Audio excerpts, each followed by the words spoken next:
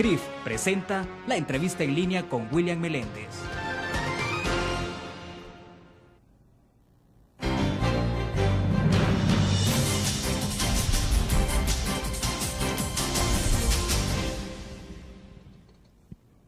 Bienvenidos a la entrevista en línea. Es jueves 18 de agosto de 2011. Saludos a quienes nos acompañan en nuestro país y el mundo a través del www.laprensagráfica.com, también a nuestros televidentes que están con nosotros en Canal 25 a las 9 de la noche. Y un saludo y abrazo también para los radioescuchas en Grupo Utris Radio, GD Radio, que se transmite totalmente en Internet. Pueden enviar sus comentarios. El mundo y el país está a las puertas de una posible segunda ola recesiva en su economía. Un escenario como este tiene un antecedente y el mundo lo vivió en 2008 cuando desencadenó serias consecuencias en la economía nacional y desde luego la economía doméstica o familiar. Cada día o cada país debió impulsar medidas contingenciales para reducir el impacto de la recesión, pero una segunda ola puede ser mucho más delicada. Lo complejo es el efecto de esto en los sectores más vulnerables socialmente hablando. Es oportuno entonces preguntarse qué puede ocurrir con el cumplimiento de los objetivos de desarrollo del milenio. El tema es bastante amplio, pero trataremos de agotarlo en los próximos minutos. Está con nosotros en nuestros estudios Carmen Aida Lazo. Ella es oficial del programa multidimensional de pobreza multidimensional del Programa de Naciones Unidas para el Desarrollo, PNUD. Carmen Aida, bienvenida. Es un gusto. Es un gusto, William. Bueno, para comenzar, Carmen Aida, se anticipa, se ha dicho que es muy probable una segunda ola recesiva. En 2008 tuvimos la primera y bueno, ya conocimos de las consecuencias. Los economistas ya anticipan entonces que puede esto, el mundo, nuestro país puede entrar en esa condición. Incluso la semana anterior que estuvo con nosotros acá compartiendo algunos datos estadísticos, el presidente del Banco Central de Reserva, Carlos Acevedo, él admitía la posibilidad pues, de que el Producto Interno Bruto, por ejemplo, del país se viese impactado. De proyección 2.5 bajar a 2%.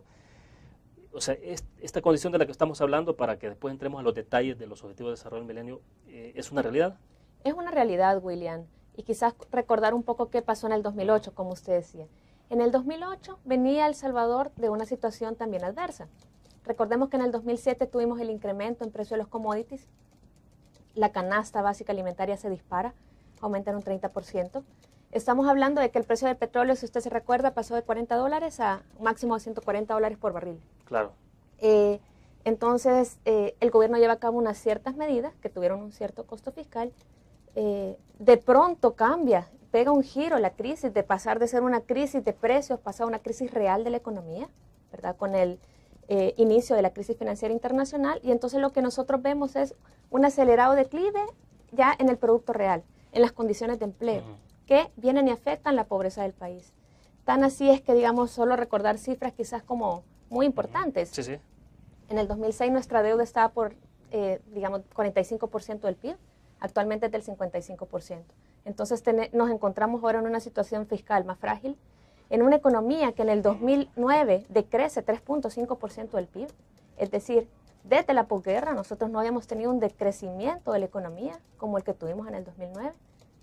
En el 2010 nuestra economía solo crece 0.7 y entonces ahora tenemos perspectivas, como lo señaló Carlos Acevedo, de una recuperación, digamos, que se va a desacelerar. Entonces estaríamos esperando un crecimiento quizás, digamos, no como 2009 de momento, con decrecimientos tan marcados, ¿verdad? O sea, sí, lo que anticipa es que habrá crecimiento, pero no en las proyecciones. De momento estaríamos esperando como un ajuste, como lo señala Carlos, en las proyecciones de crecimiento. Un 2% todavía es bajo, es decir, es una tasa con la que todavía no nos permite recuperar los niveles precrisis. Ese es el problema que tenemos, ¿verdad?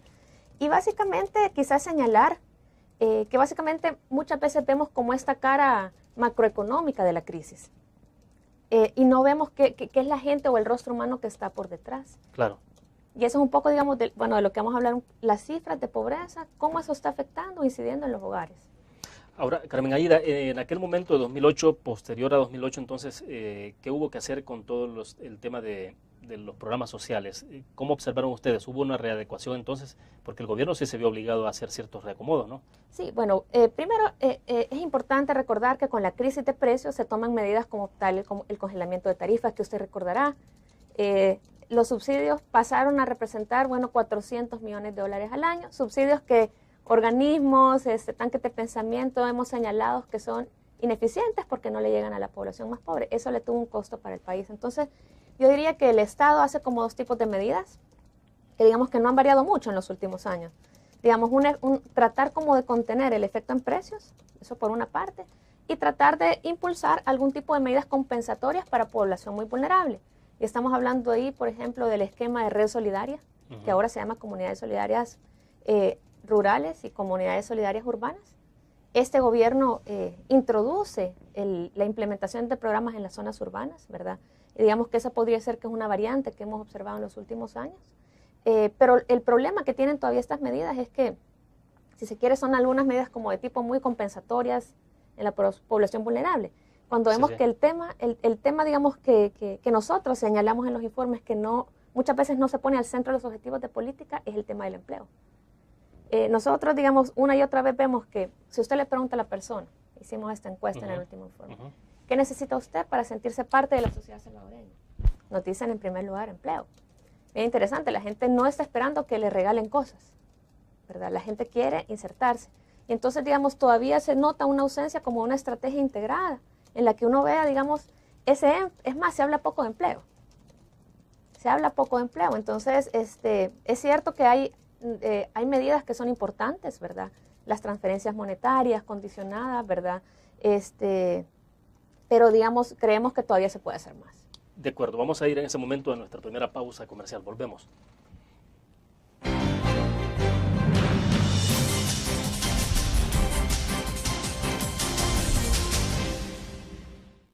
¿Qué te parece si este año descubres nuevos destinos? Alcanzas tus metas.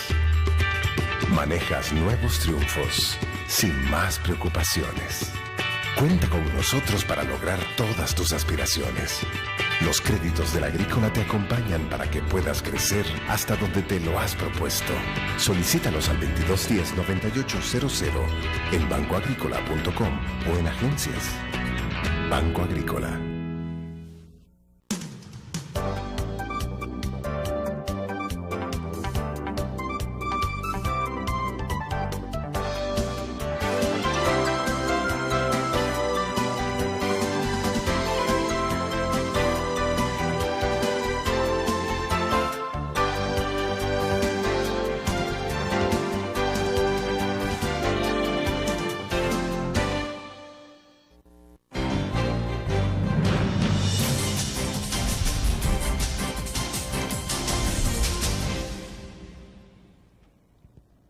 Nos acompaña en nuestros estudios Carmen Aida Lazo, oficial del programa Pobreza Multidimensional del Programa de Naciones Unidas para el Desarrollo PNUD.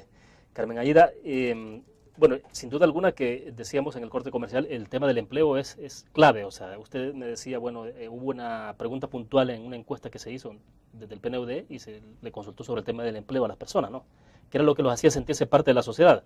Entonces, usted me decía, ellos consideran que el empleo, y en efecto, entonces, es el empleo el mejor, pregunto, ¿es el empleo el mejor mecanismo que hay para impactar en el tema de pobreza, no? Es el mejor. En realidad, si nosotros tuviéramos que decir cuál es la principal variable económica que este país debería apuntar en sus objetivos de política, es el empleo.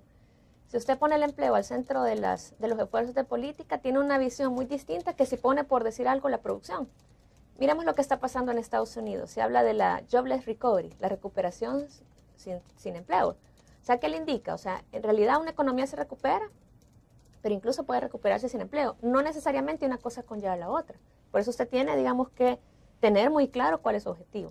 Y como le comentaba, en el contexto del informe hicimos la pregunta. Dígame, le preguntábamos a los salvadoreños, ¿qué necesita usted para sentirse parte de la sociedad? Claro. En primer lugar, empleo. Fíjese que nos apareció también, bueno, no tener discapacidades, nos aparecía el tema del inglés. Y tener, digamos, educación universitaria.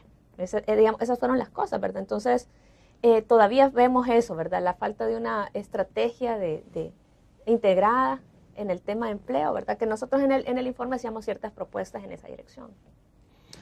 Bueno, pero esto de generar empleo en medio de la crisis es bastante complicado. Incluso en momentos normales no es tan fácil.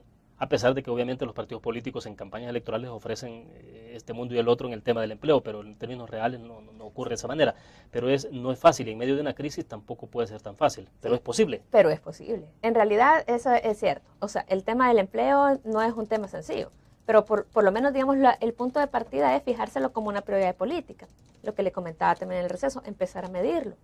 no conocemos muy bien nuestro mercado laboral. A veces nos enfocamos demasiado en el desempleo.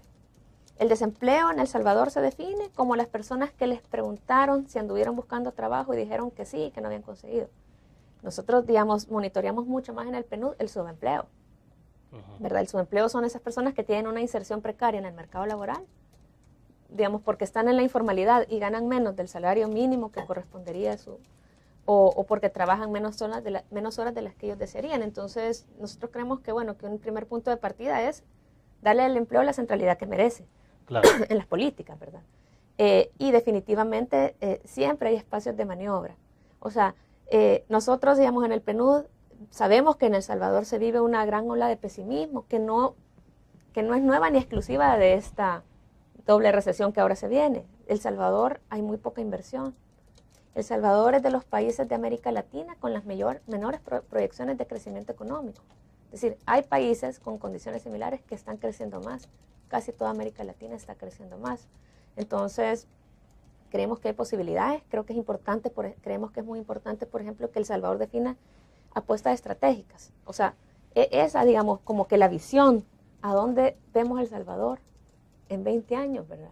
Creo que eso nos ayudaría a definir un montón cuáles son como esas apuestas que podemos hacer, ¿verdad? Esa claridad, pero como le digo, creo que ahorita hay como mucho pesimismo, ¿verdad? Ahora es complicado porque hay que tener medidas contingenciales o inmediatas para enfrentar la crisis y luego otras que son de mediano y de largo plazo, ¿no? Es correcto, o sea, pero el punto es que no nos podemos seguir dejando llevar por el día a día. Nos está pasando mucho eso. Ahora, ¿verdad? aquí, ¿será que en el país entonces tenemos, como en buen salvadoreño se dice, vamos a coyol quebrado, coyol comido? Esa es una de las frases que incluso se usaba en el informe, coyol quebrado, coyol comido, ¿verdad? Y usted lo ve, ¿verdad? Vaya, por ejemplo, dámonos a un ejemplo así concreto. Mire, creo que es 15ª vez que se va a prorrogar la extensión del seguro de transporte. Desde el 91 creo que ese seguro iba a ser obligatorio por ley, ¿verdad? Pero ¿qué pasa? Lo que nos está pasando mucho en El Salvador, ¿verdad? Y que nos ha venido pasando. El corto plazo. No se pueden cumplir las condiciones, prorroguémoslo, ¿verdad? O por decir algo, con el tema energético, ¿verdad? Aumenta el precio, está aumentando el precio, subsidiemos, ¿verdad? Pero esos factores estructurales, el problema es que no los estamos atendiendo, ¿verdad? Entonces sí, nosotros creemos que el diálogo en torno como a largo, es posible pensar en el largo plazo en medio de la crisis y muchos países hacen la oportunidad de hacer como ese análisis en medio de las crisis. Carmen Aida, en algún momento usted me decía, fuera de cámara, del tema bueno, se habla del empleo, del subempleo, de la calidad de empleo y en medio de la crisis entonces parece que se está sacrificando ya el hablar, por ejemplo, del empleo decente, ¿no? Bueno, un informe que hubo del PNUD en su momento.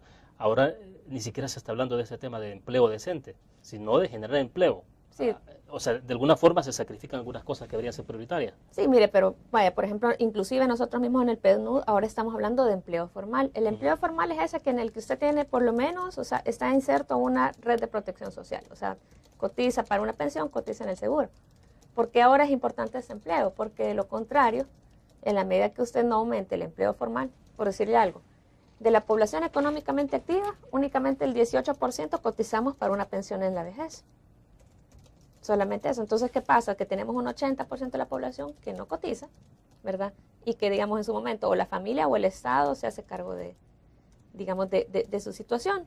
En un país que está en un proceso de envejecimiento como El Salvador, ¿verdad? Que estamos en una trayectoria similar a la de los países europeos, en procesos de envejecimiento. ¿Y en esa condición está el país? Estamos ahorita como empezando en la curva, por decir algo. Sí, pero vamos en la ruta, o sea. Vamos en la ruta, por decirle algo. Ahorita creo que el 7% de la población actualmente tiene más de 65 años. Y en el 2040 ya van a ser, bueno, vamos a ser el 14%. Entonces, en realidad, esa trayectoria que lleva el país son de las condiciones que deberían definir hasta su rumbo de largo plazo, ¿verdad? Mire, todas las tendencias demográficas yo digo que son silenciosas, pero quizás de las tendencias más fuertes que se tienen en el país, ¿verdad? Y deben ir como incidiendo en la forma de planificar las políticas, por ejemplo, de pensiones, las políticas de salud, las políticas de educación. Hay oportunidades y hay desafíos, ¿verdad? Las mujeres antes, hace 60 años, en promedio tenían 6 hijos.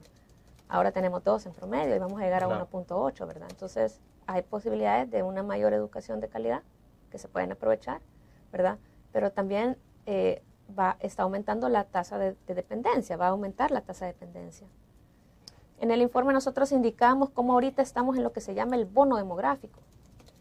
El bono demográfico es como una ventana de tiempo que tienen los países, en el cual hay como pocas personas en edades de no trabajo, ¿verdad? Y muchas personas en edades de trabajar. Entonces, se dice que el desarrollo es más barato porque habemos muchos trabajando que no, Claro, ¿verdad? pero se puede invertir en otro momento. En El Salvador se va a invertir en el 2045, ¿verdad? Entonces, ¿qué significa ese bono? Que en ese bono lo importante es generación de empleos. Según nuestros cálculos, al año se incorporan 40.000 personas a la población económicamente activa. Ese le da un parámetro de por dónde deberían apuntar digamos, como los objetivos de generación de empleo. Perfecto, vamos a hacer otra pausa, regresamos.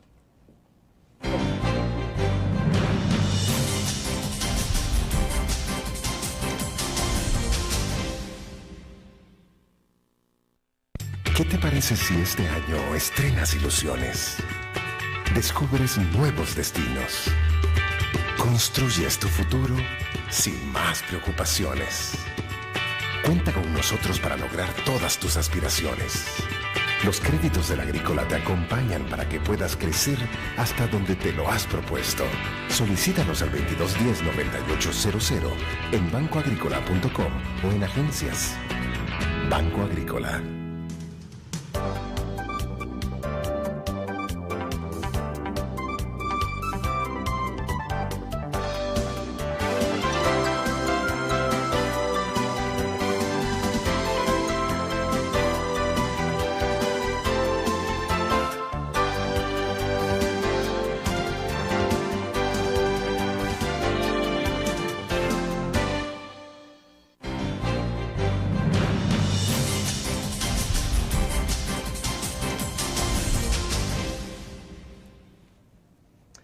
Carmen Aida, tratemos entonces ahora de ir aterrizando todo este tema de la macroeconomía, de esos números gruesos, de Producto Interno Bruto, crecimiento económico y demás, en concretamente cómo se va traduciendo para la gente en términos, por ejemplo, de la experiencia que tuvimos en 2008, qué impacto tuvo sobre la pobreza concretamente y más concretamente sobre los objetivos de desarrollo del milenio, porque me gustaría que después eso nos ubicáramos en el contexto actual para entender un poco qué implicaciones puede tener una segunda ola recesiva en el mundo.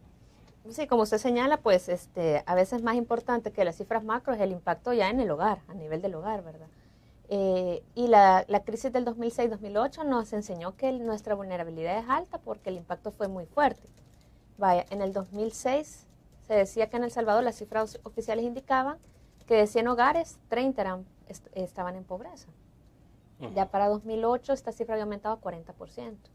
Casi que digamos que según las cifras, lo que habíamos ganado en la posguerra se perdió por la crisis. Así de extremo fue el escenario. Y que esos impactos son inmediatos y en poco tiempo pegan, ¿no? Y levantarse lleva muchísimo tiempo. Exactamente, aunque nosotros hacemos también una crítica a la forma en que se mide la pobreza, que la hace como muy volátil. En El Salvador una persona, digamos, se considera que está en pobreza extrema si ese hogar no tiene ingresos suficientes para costear una canasta básica alimentaria.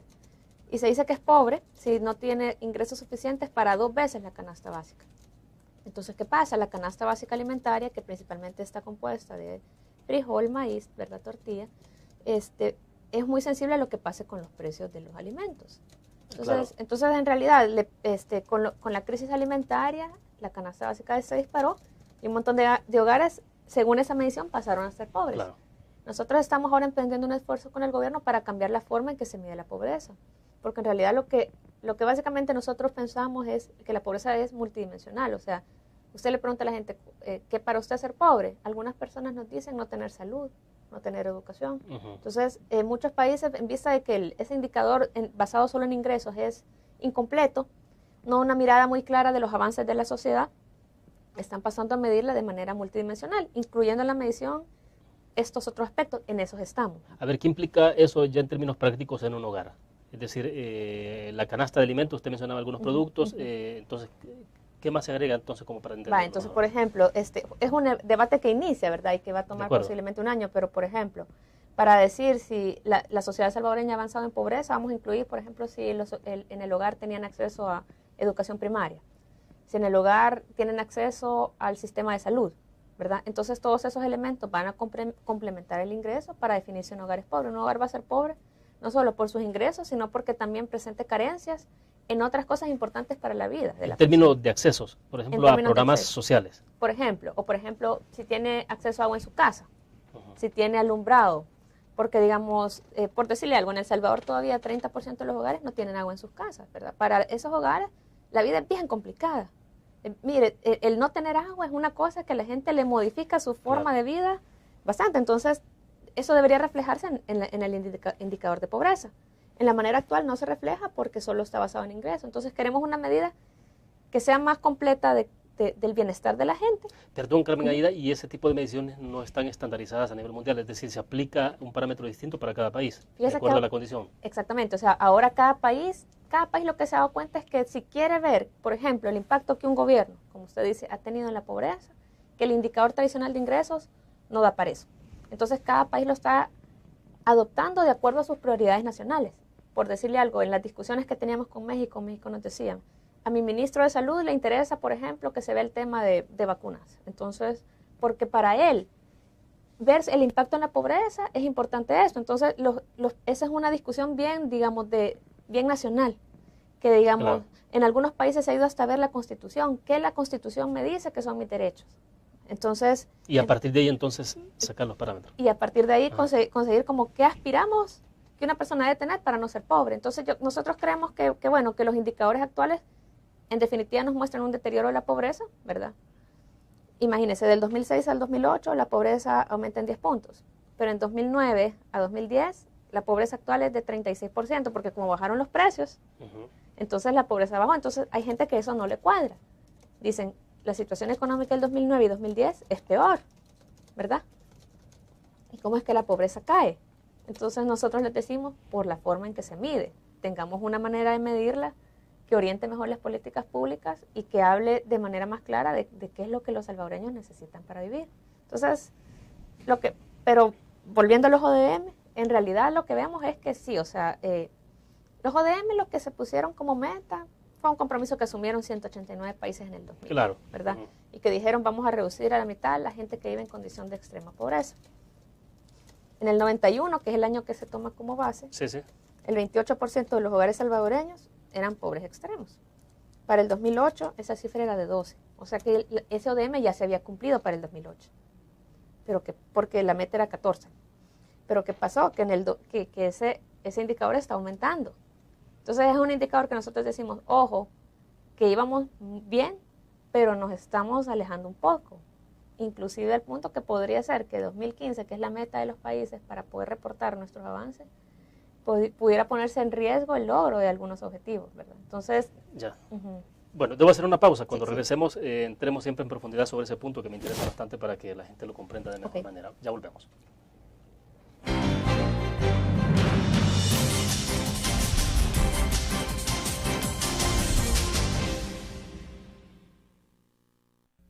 ¿Qué te parece si este año alcanzas tus metas?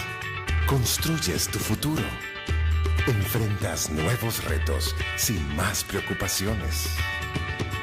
Cuenta con nosotros para lograr todas tus aspiraciones. Los créditos del Agrícola te acompañan para que puedas crecer hasta donde te lo has propuesto. Solicítalos al 2210-9800 en bancoagricola.com o en agencias. Banco Agrícola.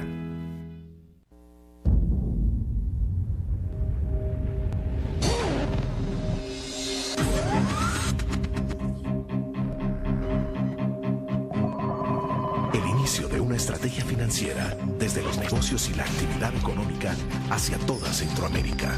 El Economista Regional, una revista especializada donde encuentras el panorama empresarial y los principales movimientos financieros. El Economista, el modelo regional de información económica.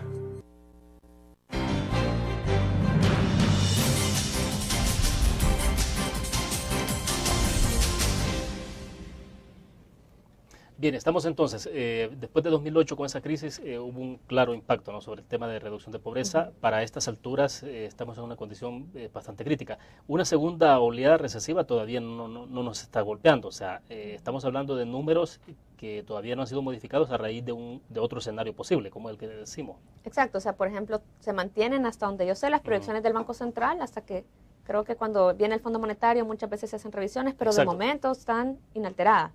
todavía no hemos hecho un escenario que ya deberíamos empezar a hacerlos todos, ¿verdad? Entonces, perfecto, entonces refresquemos un poco. ¿Cómo estamos en el tema de pobreza en este momento?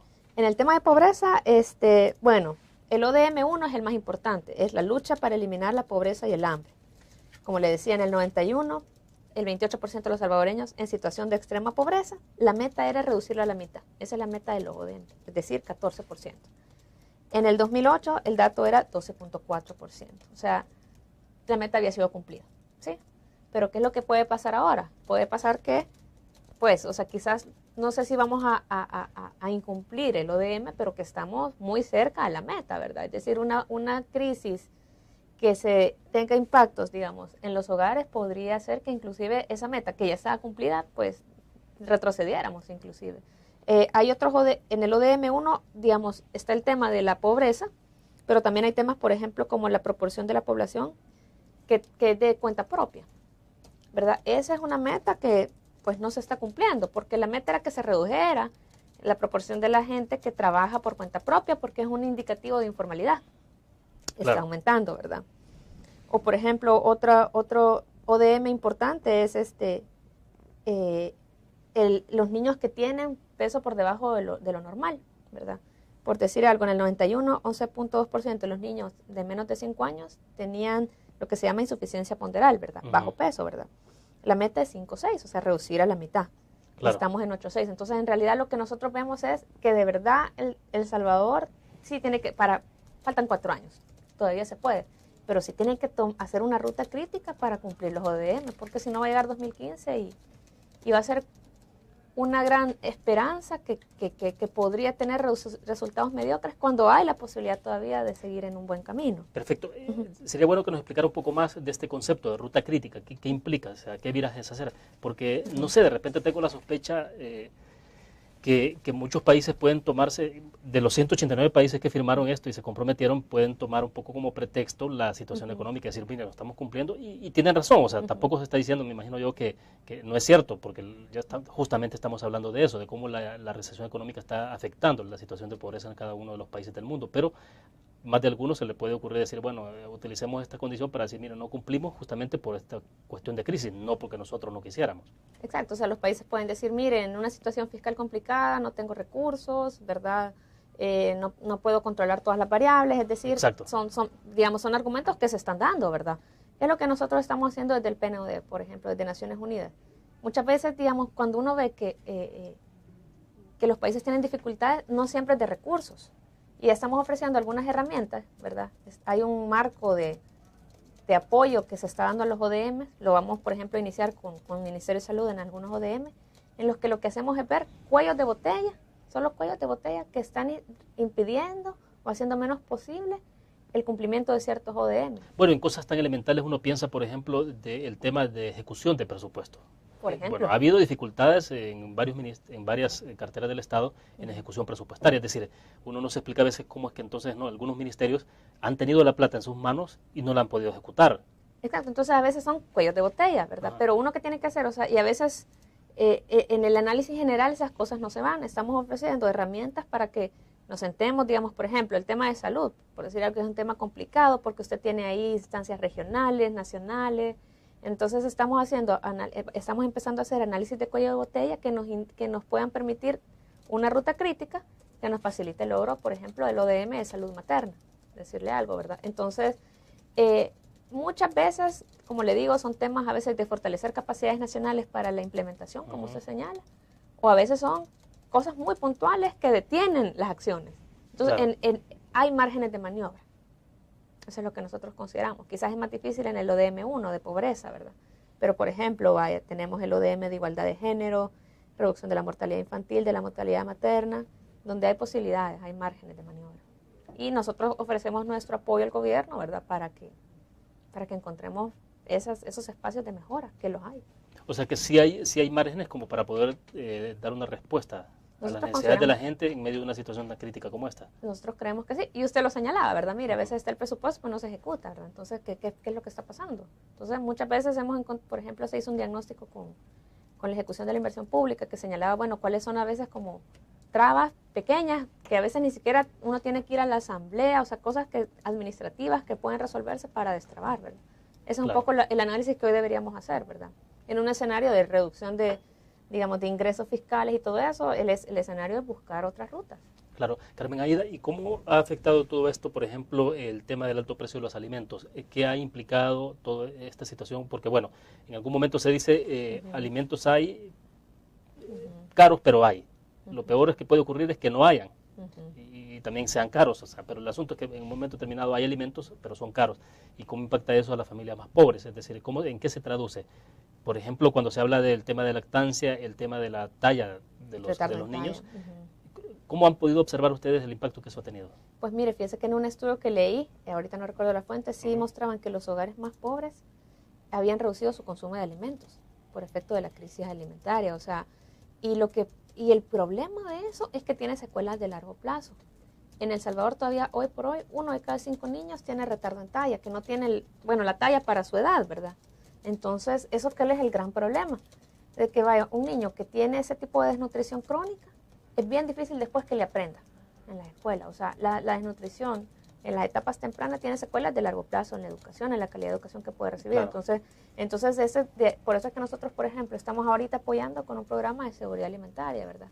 Que precisamente, digamos, ayude a las familias lo estamos implementando ahorita en Morazán, por decir algo, ¿verdad? La interrumpo y Sí, nos sí, explica sí. al regreso Sí. justamente de ese programa para que podamos entender entonces de qué estamos hablando. Vamos a la pausa.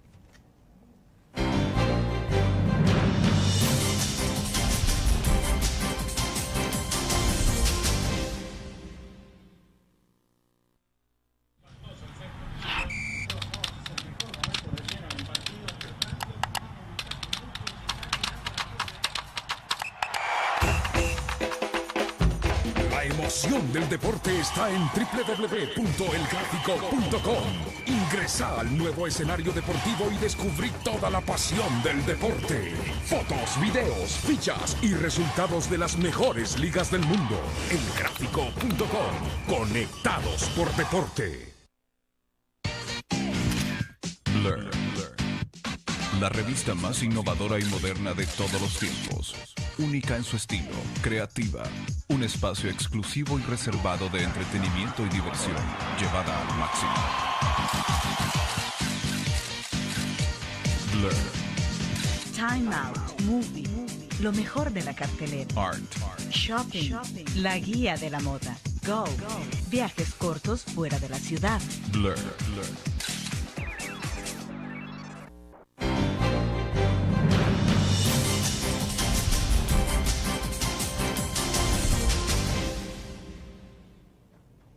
Bien, explíquenos entonces sobre el programa que me decía es impulsado en Morazán, ¿no? Sí, ¿Cómo es esto? Explíquenos un poco más en detalle para saber si eso a ustedes también les permite darle seguimiento en el tiempo y para medir las consecuencias reales. Sí, es un programa conjunto que lo implementamos varias agencias del Sistema de Naciones Unidas. Ahí está la OPS, la UNICEF, el Programa Mundial de Alimentos, está el PNUD, ¿verdad? Entonces es un programa, ¿verdad?, que apunta a varias cosas.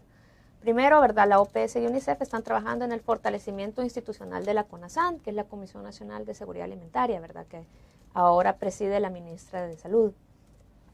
Por otro lado, ya en Morazán trabajamos con las familias en el fortalecimiento vía asistencia técnica, vía entrega de insumos, para que esas familias aumenten sus niveles de productividad.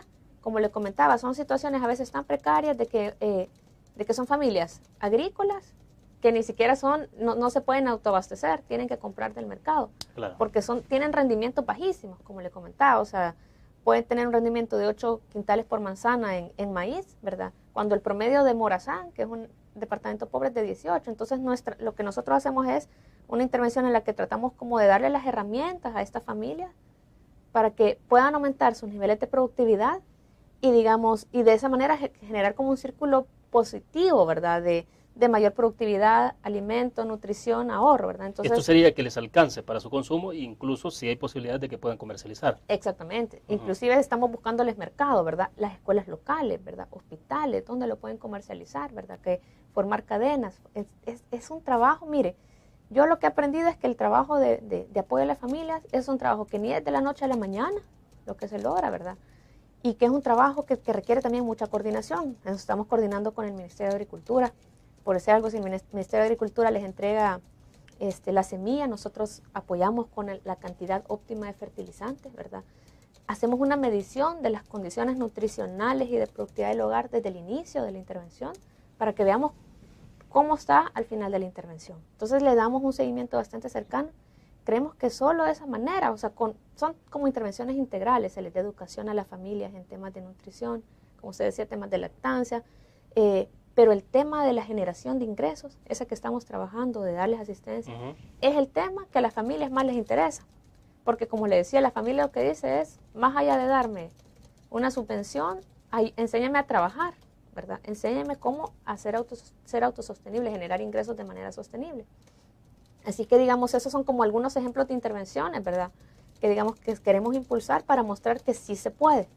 Que sí se puede y que podemos hacer alianzas incluso con el gobierno para impulsarlo de una manera más coordinada. Carmen Aida, pero entonces en la población en este país no está arraigado el concepto aquel de el exceso de dependencia a los programas. Fíjese que me comentan, por ejemplo, algunos de los técnicos que al inicio cuando llegan y se acercan a las familias, bueno, ¿y qué me va a dar, verdad? Y luego se les explica, no, mire, que le vamos a enseñar a que usted ocupe las técnicas adecuadas, etcétera, ¿verdad? Entonces, la gente poco a poco, digamos, entiende y acepta, ¿verdad? Sí existe en alguna población un cierto arraigamiento a ADM, ¿verdad?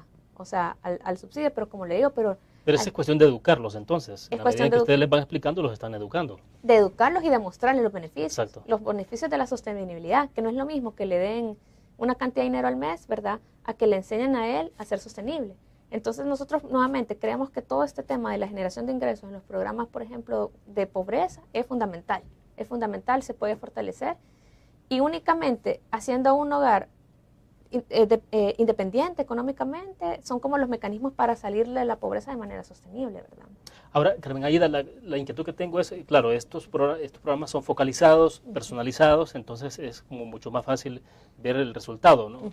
Y me imagino yo que la idea es cómo replicar esto en términos generales, pero ya en eso tiene que meterse el gobierno con todos sus programas.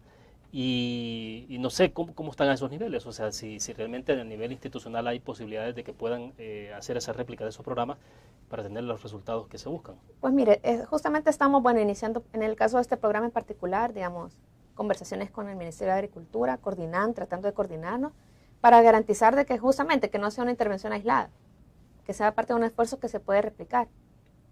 Estas intervenciones exitosas es importantísimo conocerlas porque muestran que las cosas pueden hacerse de manera diferente. Entonces, estamos tratando de coordinarnos. A veces no es fácil, ¿verdad? Coordinarse, ¿verdad? Pero creemos que hay muchos campos de acción conjunta con el gobierno, ¿verdad? Entonces, en esas estamos. Nuestro mandato como Naciones Unidas es apoyar a los gobiernos, precisamente, fortalecer las capacidades y esperamos, ¿verdad?, que el gobierno le dé un mayor énfasis, ¿verdad?, a los ODM como una estrategia que digamos que marcó un hito en la historia de los países, o sea, porque por primera vez en la historia los países se pusieron de acuerdo en metas concretas, digamos, para tener sociedades más prósperas, ¿verdad? Entonces creemos que con el gobierno todavía podemos fortalecer eso. ¿Cuáles podrían ser aquellos 3 consejos prácticos o recomendaciones que se pueden hacer entonces para el gobierno? Si se pudieran enumerar. Yo creo en términos de prioridades, por ejemplo. En términos, por ejemplo, de los ODM, ¿verdad? Exacto. Sin lugar a duda, la primera es un mayor énfasis en el tema de la generación de empleo, ¿verdad? La incorporación, digamos, y el fortalecimiento de los ejes de generación de ingresos en los programas de pobreza, ¿verdad? Y siempre el fortalecimiento institucional de las capacidades, ¿verdad?, que se puede hacer, porque en la medida que uno tiene capital humano de calidad trabajando en el gobierno, uno ve que realmente los resultados son mucho mejores, ¿verdad? Entonces, y entonces estamos a la orden nosotros. Bien, vamos a hacer otra pausa, volvemos.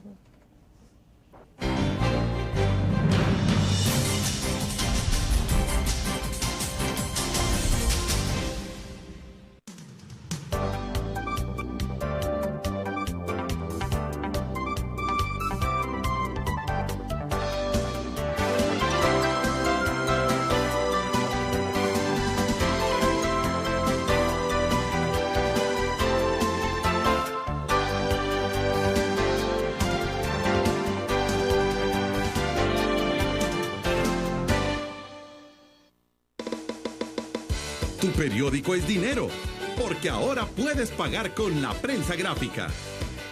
Busca y recorta en tu periódico El Dinero, que podrás canjear en los establecimientos de nuestros aliados. Encontrarás uno cada día.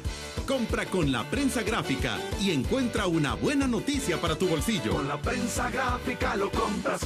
Con la prensa gráfica lo pagas. La prensa gráfica. Noticias de verdad.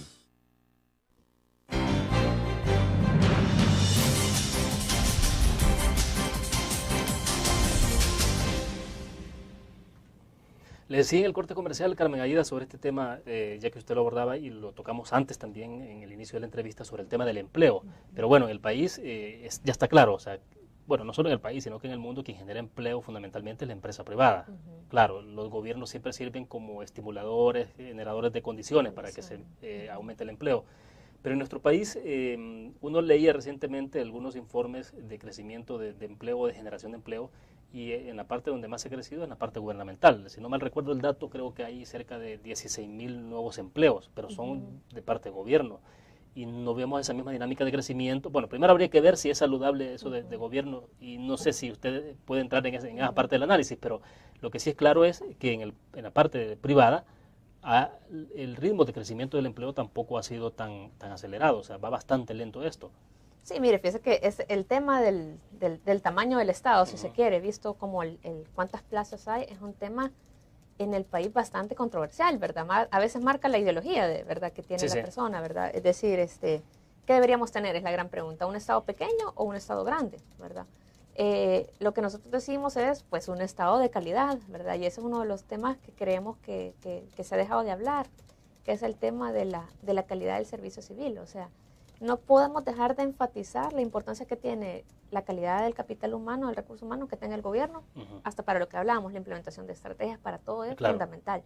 Entonces, El Salvador siempre se ha dicho que es un país con un Estado pequeño. La carga tributaria de El Salvador siempre ha sido 12, 13%, ¿verdad? Una carga pequeña, muy pequeña, ¿verdad? Y es posible que uno necesite un mayor gasto, ¿verdad? Por decir algo, en el gasto de educación es 3.5%, el promedio de América Latina es 5% del PIB, ¿verdad? Entonces, en algunas cosas tenemos un Estado pequeño, en otras cosas quizás tenemos un Estado muy grande, ¿verdad? Pero nosotros sí creemos que, si a mí me dijera quizás la gran reforma pendiente es la reforma del servicio civil, que no sé, es la gran reforma que se tiene pendiente, ¿verdad? Y que entonces nos impide como hacer esas valoraciones, ¿verdad? Sobre qué significa esto de que está aumentando el empleo, ¿verdad? Usted tiene razón, ¿verdad? El declive que ha habido en el empleo del sector privado, por lo que yo entiendo, todavía no ha habido una recuperación de igual magnitud, ¿verdad? Y eso preocupa bastante, ¿verdad? Pero como le indico, ¿verdad? Creo que el tema del trabajo en el sector público debería ser un tema de discusión pública que todavía no se ha hecho como muy técnico por este tema de Estado pequeño, Estado grande, ¿verdad? O sea, la parte política, ideológica sigue pesando mucho en estas discusiones. Sí, sigue como o se necesita un Estado más chiquito o se necesita un Estado más grande, ¿verdad? Pero digamos, hablemos de la calidad del Estado, ¿verdad? ¿Qué indicador vamos a tener para medir la eficiencia del Estado, ¿verdad? Ese es un debate que no se logra avanzar. Muchas veces quizás por la polarización que lleva el debate tradicional de las posturas de Estado grande, Estado pequeño, ¿verdad? Entonces, nosotros en el informe sí recomendamos como retomar el tema del servicio civil y poníamos el ejemplo de Chile. Chile, ¿verdad? Tuvo por 20 años después ¿verdad? La concertación, ¿verdad? La concertación, que era pues un gobierno, ¿verdad?, que surge después de Pinochet, que gobierna 20 años. Hay un cambio, ¿verdad?, con el presidente de derecha que acaba de subir, pero ellos hicieron antes un pacto, y es que dijeron, mire, vamos a definir aquellos puestos que se definen como puestos de confianza. Entonces se pusieron de acuerdo, un acuerdo político, ¿verdad?, en el cual, por decir algo, creo que se definieron 30.000 plazas, que esas son plazas que son de confianza, las demás no. Entonces, esas demás no hay razón por qué tocarlas. Entonces, ¿qué pasa? Independientemente del gobierno que llega, hay una continuidad, hay un recurso, hay una carrera de servicio civil que digamos que inclusive es prestigiosa, ¿verdad? Entonces, en ese camino todavía le falta mucho al país por recorrer, ¿verdad? Entonces, y tiene serias consecuencias si no se hace nada, o sea, continuar así... Tiene serias consecuencias, ¿verdad? Muchos programas, ¿verdad? Hay que empezar de cero, el cambio de gobierno, ¿verdad? Cambia la gente, Exacto. ¿verdad? Y obviamente, ¿verdad?, ¿qué calidad de servicio civil aspiramos, ¿verdad?, en El Salvador? Pero bueno, volviendo al punto también de generación de empleo del sector privado, ¿qué tanto tendrá que ver justamente este efecto de la crisis a nivel mundial sobre el tema de la inversión, de traer inversionistas? La otra es de cuánto se promueve la inversión local, privada. Entonces, ¿cuánto está afectando la situación esa y cuánto tiene que ver la situación política? O sea, mire, bien difícil. Es bien difícil poder como atribuir un efecto, ¿verdad? Nosotros creemos que hay como 3 grandes efectos que están como adversamente afectando los ODM, vaya. Ni siquiera, que es básicamente la vulnerabilidad ambiental, ¿verdad? Nuestra vulnerabilidad a desastres, la violencia y el tema económico, ¿verdad? La situación económica son como 3 efectos, ¿verdad? Básicamente preocupa que en el caso de El Salvador, hablando de inversión, ¿verdad? El Salvador sea de los países que menos inversión está trayendo de América Latina, ¿verdad? Y básicamente, ¿por qué ocurre esto, verdad? Mucha gente dice, no, es la incertidumbre política. Otros dicen, no, porque siempre ha habido incertidumbre política y siempre la inversión ha sido baja. Hemos sido un país de inversión baja, ¿verdad? Otra gente dice la situación económica, otra gente dice es la situación de violencia, ¿verdad? Lo cierto es que es un país en el que hay muy poca inversión, ¿verdad? Y en realidad todavía no conocemos, quizás a ciencia cierta, esos factores estructurales que impiden que la inversión venga a El Salvador de manera masiva, ¿verdad? Las reglas del juego puede ser también la institucionalidad, la calidad de la institucionalidad de El Salvador puede ser otro de los elementos que esté jugando en contra, ¿verdad? Pero es bien difícil como atribuir a una sola causa. De acuerdo, vamos a la última pausa comercial y recapitulamos entonces sobre lo que hemos conversado en estos minutos. Volvemos.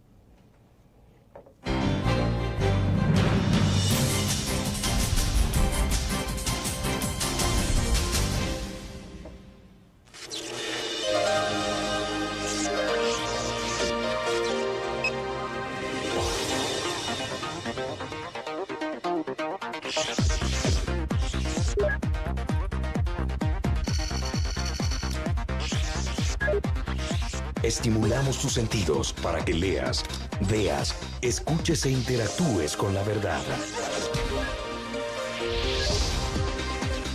LPG Multimedia. Tu periódico es dinero, porque ahora puedes pagar con la prensa gráfica. Busca y recorta en tu periódico el dinero, que podrás canjear en los establecimientos de nuestros aliados. Encontrarás uno cada día. Compra con la prensa gráfica y encuentra una buena noticia para tu bolsillo. Con la prensa gráfica lo compras. Con la prensa gráfica lo pagas. La prensa gráfica. Noticias de verdad.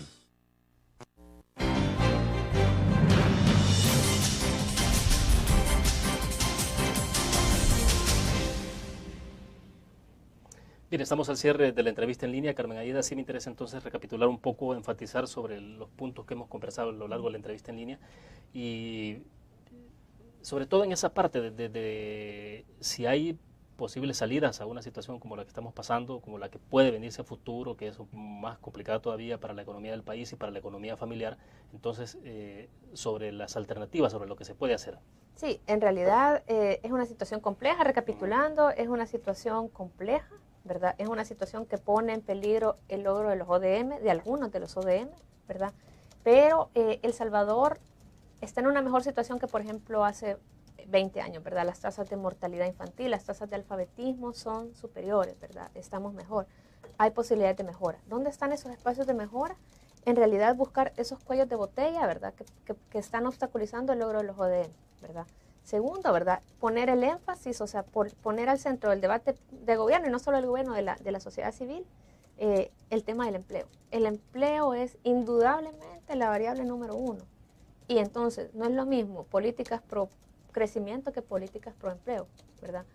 Un enfoque pro empleo le implica un enfoque de formación de capacidades, un enfoque de ver cuáles son esas apuestas estratégicas que no le lleven un enfoque de crecimiento. Entonces, pero ahí es donde se requiere más fortaleza, es donde ahora se tiene un poco de debilidades.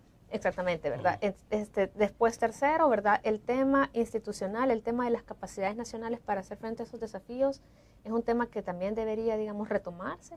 El tema de la calidad del Estado, ¿verdad? De la calidad del recurso humano es un tema importantísimo, es un tema que no podemos hacer de lado porque estamos en crisis. Y finalmente quizás el tema de convivir coyuntura con largo plazo, ¿verdad? Es posible, ¿verdad? Muchos países en medio de la crisis encuentran su camino, ¿verdad? Y El Salvador lo puede hacer. No podemos seguir viviendo el día a día, de estar, ¿verdad? Que vamos a ver cómo pagamos la deuda, que vamos, porque entonces no estamos construyendo El Salvador que vamos a tener, que van a tener nuestros hijos en 20 años, ¿verdad? Entonces es posible. Porque hoy por hoy siempre ha sido es una actitud más reactiva a las circunstancias, pero no una actitud que permita ver las cosas a mediano o largo plazo, ¿no? Exactamente, o sea, no una actitud estructural, ¿verdad? Entonces en El Salvador, por ese mismo tema del cortoplacismo, no se puede, hay temas que nosotros llevábamos en el informe, como el tema del ahorro. Decíamos, hablábamos de la necesidad del ahorro. Ningún país, de los países que han tenido crecimiento económico, han crecido sin ahorrar por lo menos el 25% del PIB. Aquí el ahorro es del 10%. Pero bastante bajo. Bastante bajo. Entonces, pero bueno, o sea, porque el ahorro, así lo que es cierto para una familia, ¿verdad? La importancia del ahorro es lo que muchas veces permite esas posibilidades, es cierto para un país. Entonces, pero son temas que digamos que a veces no se tocan, ¿verdad? No se les da la importancia porque nos dicen, no hay espacios para el ahorro, no se puede ahorrar, ¿verdad? Y vemos países con el ingreso per cápita como el nuestro, como China, ahorrando como más del 20% del PIB, ¿verdad? Entonces, ese cortoplacismo, esa visión de cortoplacismo, como de que vamos del día a día, nos está deteniendo de los grandes temas de largo plazo que nos van a realmente a dar la solución, ¿verdad? En el largo plazo, ¿verdad? Temas de largo plazo, por ejemplo, hablemos de calidad de educación, temas de empleo, temas de apuestas estratégicas, temas del recurso humano en el Estado. Yo diría que esos son. Ahora, lo que preocupa es que en medio de todas estas situaciones ni siquiera ya se habla de esas cuestiones, sino de más de una actitud de sobrevivencia. Exactamente. Eso es una excelente forma de decirlo, ¿verdad? Ahorita es como sobrevivir y lo que nosotros decimos no nos podemos dejar llevar por la coyuntura, ¿verdad? No nos puede la coyuntura estar marcando la agenda del país, ¿verdad? Porque no estamos atendiendo los temas estructurales. Entonces, hay espacio. Se puede pensar en el largo plazo. Ese es un momento de crisis, ese puede ser el momento de ver. Si yo le preguntara a usted cómo ve El Salvador, ¿cuál cree que van a ser los motores de crecimiento? Quizás se le hace hasta difícil contestar, ¿verdad? Yo creo que a todos se nos hace difícil, ¿verdad? Claro. Porque estamos en ese día a día.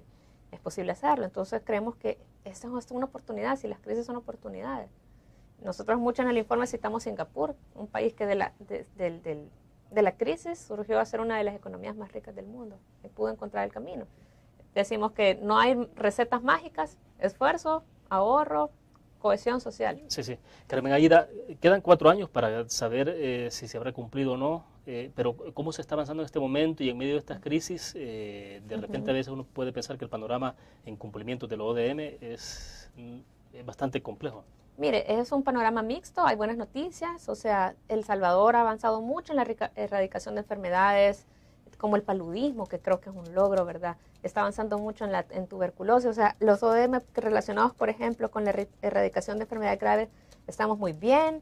Lo mismo en la enseñanza primaria, en la cobertura, estamos avanzando muy bien, pero no todo el panorama es igual, o sea, en sostenibilidad ambiental tenemos retos importantes, en el tema todavía de igualdad de género también, mortalidad materna.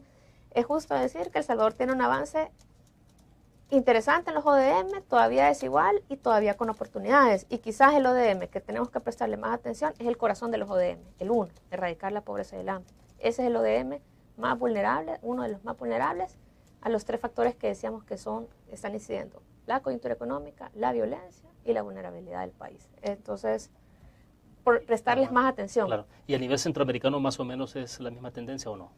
Es más o menos la misma tendencia. Algunos países son más resistentes, ¿verdad? Por ejemplo, Costa Rica, ¿verdad? Pero las tendencias son bastante similares. Diría que Costa Rica es un país que hasta inclusive en el índice de desarrollo humano es de desarrollo humano alto.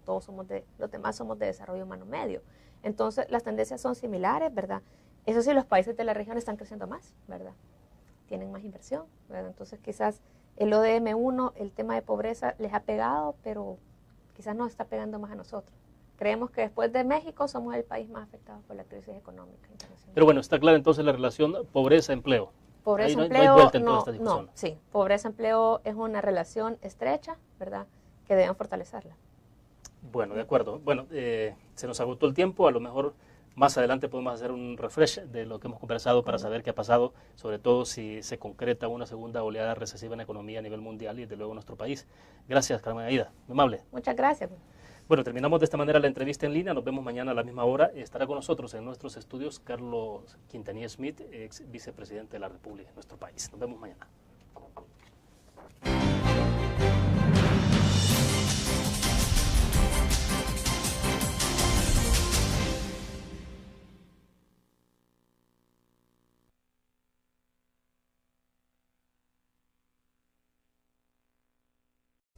de una recuperación, digamos, que se va a desacelerar. Entonces, estaríamos esperando un crecimiento quizás, digamos, no como 2009 de momento, con decrecimientos tan marcados, ¿verdad? O sea, sí, lo que anticipa es que habrá crecimiento, pero no en las proyecciones. De momento estaríamos esperando como un ajuste, como lo señala Carlos, en las proyecciones de crecimiento. Un 2% todavía es bajo, es decir, es una tasa con la que todavía no nos permite recuperar los niveles precrisis. Ese es el problema que tenemos, ¿verdad? Y básicamente quizás señalar que básicamente muchas veces vemos como esta cara macroeconómica de la crisis y no vemos qué es la gente o el rostro humano que está por detrás. Claro. Y eso es un poco, digamos, de lo que vamos a hablar, las cifras de pobreza, cómo eso está afectando, incidiendo en los hogares. Ahora, Carmen Aida, en aquel momento de 2008, posterior a 2008, entonces, ¿qué hubo que hacer con todo el tema de los programas sociales? ¿Cómo observaron ustedes? ¿Hubo una readecuación entonces? Porque el gobierno sí se vio obligado a hacer ciertos reacomodos, ¿no? Sí, bueno, primero es importante recordar que con la crisis de precios se toman medidas como tal, como el congelamiento de tarifas, que usted recordará. Los subsidios pasaron a representar, 400 millones de dólares al año, subsidios que organismos, tanques de pensamiento hemos señalado que son ineficientes porque no le llegan a la población más pobre. Eso le tuvo un costo para el país. Entonces, yo diría que el Estado hace como dos tipos de medidas que digamos que no han variado mucho en los últimos años.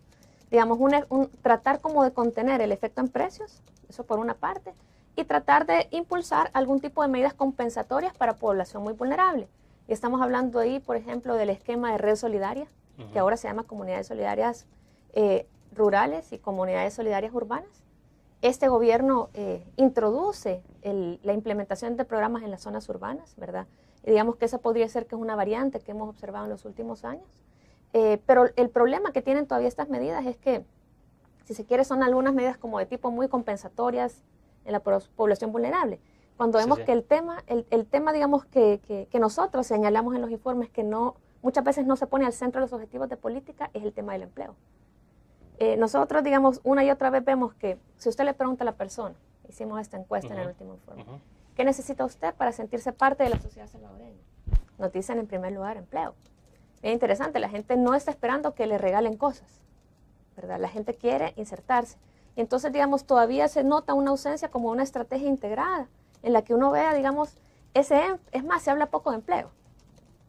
Se habla poco de empleo. Entonces, es cierto que hay medidas que son importantes, ¿verdad? Las transferencias monetarias condicionadas, ¿verdad?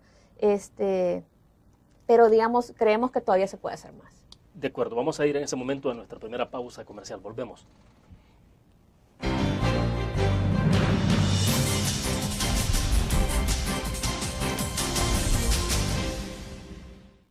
¿Qué te parece si este año descubres nuevos destinos? Alcanzas tus metas. Manejas nuevos triunfos sin más preocupaciones.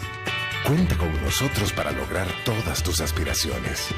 Los créditos de la Agrícola te acompañan para que puedas crecer hasta donde te lo has propuesto. Solicítalos al 2210-9800 en bancoagrícola.com o en agencias. Banco Agrícola.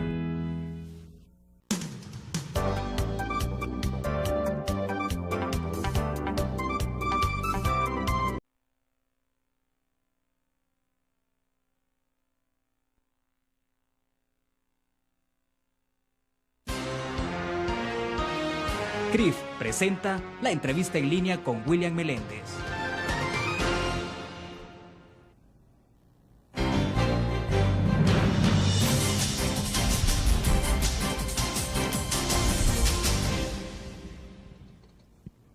Bienvenidos a la entrevista en línea. Es jueves 18 de agosto de 2011. Saludos a quienes nos acompañan en nuestro país y el mundo a través del www.laprensagráfica.com. También a nuestros televidentes que están con nosotros en Canal 25 a las 9 de la noche. Y un saludo y abrazo también para los radioescuchas en Grupo Utris Radio, GD Radio, que se transmite totalmente en Internet. Pueden enviar sus comentarios. El mundo y el país está a las puertas de una posible segunda ola recesiva en su economía. Un escenario como este tiene un antecedente y el mundo lo vivió en 2008 cuando desencadenó serias consecuencias en la economía nacional y desde luego la economía doméstica o familiar. Cada día o cada país debió impulsar medidas contingenciales para reducir el impacto de la recesión, pero una segunda ola puede ser mucho más delicada. Lo complejo es el efecto de esto en los sectores más vulnerables socialmente hablando. Es oportuno entonces preguntarse qué puede ocurrir con el cumplimiento de los objetivos de desarrollo del milenio. El tema es bastante amplio, pero trataremos de agotarlo en los próximos minutos. Está con nosotros en nuestros estudios Carmen Aida Lazo. Ella es oficial del programa multidimensional de pobreza multidimensional del Programa de Naciones Unidas para el Desarrollo, PNUD. Carmen Aida, bienvenida. Es un gusto. Es un gusto, William.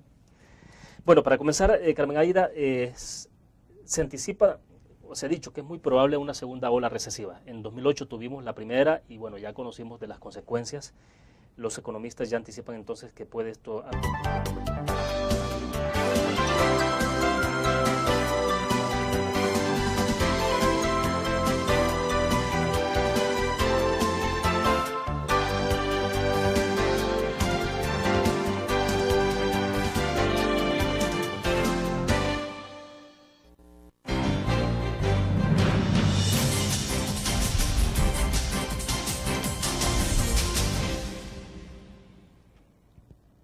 Nos acompaña en nuestros estudios Carmen Aida Lazo, oficial del programa Pobreza Multidimensional del Programa de Naciones Unidas para el Desarrollo, PNUD. Carmen Aida, bueno, sin duda alguna que decíamos en el corte comercial, el tema del empleo es clave. O sea, usted me decía, bueno, hubo una pregunta puntual en una encuesta que se hizo desde el PNUD y se le consultó sobre el tema del empleo a las personas, ¿no? Que era lo que los hacía sentirse parte de la sociedad. Sí, usted me decía, ellos consideran que el empleo, y en efecto, entonces, es el empleo el mejor, pregunto, ¿es el empleo el mejor mecanismo que hay para impactar en el tema de pobreza, no? Es el mejor. En realidad, si nosotros tuviéramos que decir cuál es la principal variable económica que este país debería apuntar en sus objetivos de política, es el empleo. Si usted pone el empleo al centro de los esfuerzos de política, tiene una visión muy distinta que si pone, por decir algo, la producción. Miremos lo que está pasando en Estados Unidos. Se habla de la jobless recovery, la recuperación sin empleo. O sea, ¿qué le indica? O sea, en realidad una economía se recupera, pero incluso puede recuperarse sin empleo. No necesariamente una cosa conlleva a la otra. Por eso usted tiene, digamos, que tener muy claro cuál es su objetivo. Y como le comentaba, en el contexto del informe hicimos en la pregunta, dígame, le preguntábamos a los salvadoreños, ¿qué necesita usted para sentirse parte de la sociedad? Claro. En primer lugar, empleo. Fíjese que nos apareció también, bueno, no tener discapacidades, nos apareció...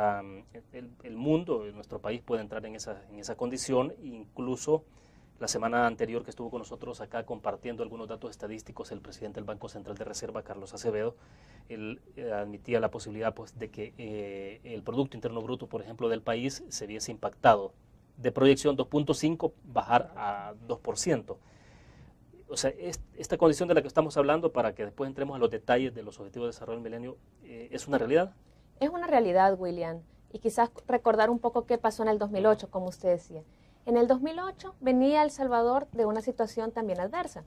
Recordemos que en el 2007 tuvimos el incremento en precio de los commodities. La canasta básica alimentaria se dispara, aumenta en un 30%. Estamos hablando de que el precio del petróleo, si usted se recuerda, pasó de $40 a un máximo de $140 por barril. Claro. Entonces, el gobierno lleva a cabo unas ciertas medidas que tuvieron un cierto costo fiscal.